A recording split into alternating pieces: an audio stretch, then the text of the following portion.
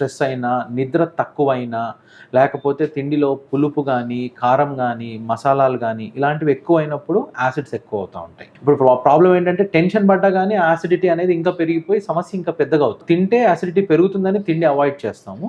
అది చేయకుండా ఏదో ఒకటి తినడానికి ప్రయత్నం చేయాలి. థమ్స్ అప్ తాగితే గ్యాస్ పోతుందంటారు. కొంతమంది ఈనో తాగితే గ్యాస్ పోతుందంటారు. వాస్తవానికి దానివల్ల నిజంగా పోదు. అది ఇంకా ప్రిసిపిటేట్ చేస్తుంది. Hi hello welcome to Olga Health. నేను హారతి. మనతో పాటు ఉన్నారు డాక్టర్ అభిరాజ్ గారు, gastroenterologist, KIMS Sunshine hospital, Begumpet నుంచి. నమస్తే సార్. ఎవరైతే కొంచెం ఏజ్డ్ పీపుల్ ఉన్నారు, లేకపోతే ఒక 40 years 30 years దాటిన వాళ్ళైనా గ్యాస్ అంటే చాలా భయపడుతున్నారు. సో ఒకసారి మీరు చెప్పండి సార్, అంటే ఎలాంటి ఆహారం తీసుకున్నప్పుడు ఇట్లా గ్యాస్ ఫామ్ అయ్యే ఛాన్సెస్ ఉంటాయి, లేకపోతే ఏం చేస్తే ఒక క్విక్ రిలీఫ్ ఉంటుంది అనేది ఒకసారి చెప్పండి.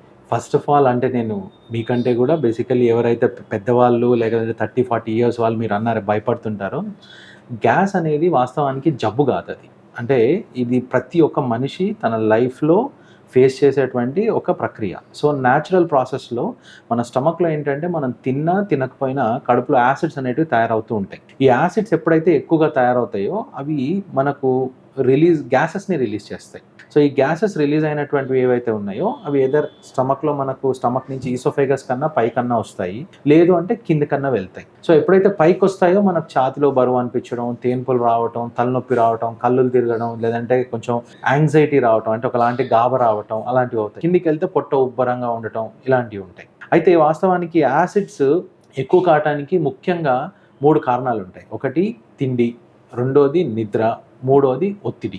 సో ఇప్పుడు మీరు చూసుకున్నట్టయితే ఈ 3 కూడా మన నార్మల్ లైఫ్ స్టైల్లో ఎక్కువగా ఉంటాయి.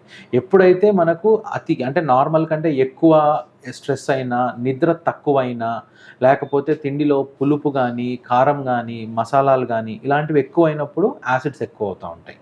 అండ్ దాంతోపాటు టీ, కాఫీ, చాక్లెట్స్, ఉపవాసం. సో ఉపవాసం చేసినా కానీ మనకు యాసిడ్స్ అనేటివి ఎక్కువ అవుతూ ఉంటాయి.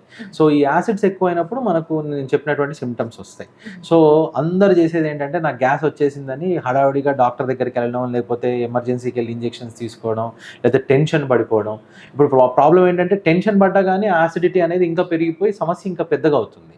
సో ఫస్ట్ మనం చేయాల్సింది అంటే ముఖ్యమైన పని ఆరాంగా కూర్చోవాలి. అంటే we should not feel anxious. ఆ భయాన్ని తీసేసి వెంటనే కూర్చొని కొంచెం వాటర్ తాగడము, లేదంటే ఏదైనా ఒకటి సాఫ్ట్ మెటీరియల్ అంటే కొంచెం పెరుగన్నం లాంటిది, లేదంటే పప్పు అంటే పులుపు లేకుండా పప్పు లాంటివి, ఇలాంటివి ఏమైనా ఫుడ్ ఐటమ్స్ తీసుకుంటే ఆటోమేటికలీ యాసిడిటీ అనేది తగ్గుతుంది. అంటే మనం తింటే యాసిడిటీ పెరుగుతుందని తిండి అవాయిడ్ చేస్తాము.